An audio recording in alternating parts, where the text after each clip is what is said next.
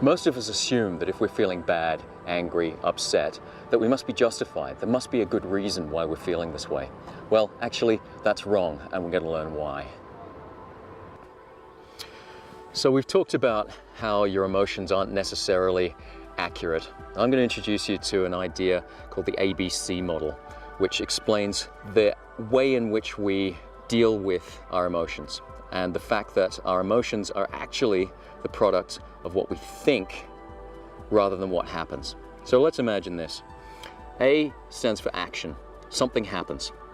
Most people instantly, when something happens, someone says something, whatever, go to C, the consequence. They feel bad or they behave poorly. In reality, it doesn't really work like that. You have a B in the middle, a belief system, a black box, your brain. What's actually happening is that when someone says something, the A, the way that you think is responsible for the way that you feel. In other words, your feelings, your emotions, are the product of your thinking, not what's happening externally, not the action. Let's map that out. Somebody says something. What actually happens? Their vocal cords contract, molecules in the atmosphere bounce off one another. That actually hits your eardrum, which vibrates, and an electrochemical reaction occurs. The brain starts to decode the sound, turn it into language, which gets sent up to the higher processing centers. You interpret it based on your own history, and then, after all that's happened, you get an emotional response depending on what you actually thought. So here we have A, B, C. Action, belief, consequence. Not action, consequence, but action, belief, consequence. It's what goes on in your head in the middle that counts. So what I'm going to encourage you to do is think a little bit more like a scientist. What do scientists do?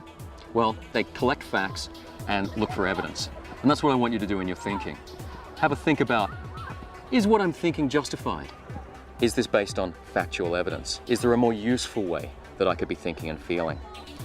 A good tool for you to use when doing this is a thing called the catastrophe scale. Imagine a scale from 1 to 100, where 1 is absolutely nothing and 100 is the worst possible thing that you could imagine, the worst possible thing that could happen to you. So next time you stub your toe or lose your keys, rather than reacting as if it was the worst possible thing that could happen to you, an 80 out of 100, take it back to what it really is. Put it into perspective. It's really 2, 3, 4, maybe 5 out of 100, but that's about it. How about we take some more responsibility for ourselves? It's too easy to blame everything on someone else or something else. But as we know, and as we've learned, we actually have a lot more control over the things we feel, the way we think, and the way that we behave.